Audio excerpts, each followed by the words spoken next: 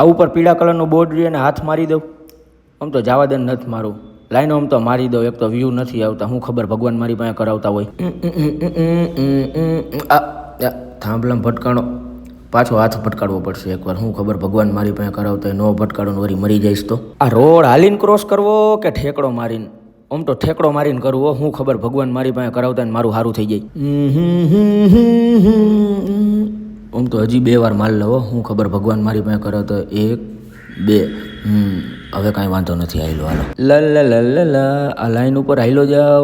આમ તો જવા દે ને માઈ ગયું. આમ તો હાઈલો જાવ. હાલ ને કદાચ સીધી લાઈને હાલો જાવ તો મારી ગાડી સીધી લાઈને ચડી જાય. Yes high low. આ ગાડીની ટોપ સ્પીડ જોઈ લઉં.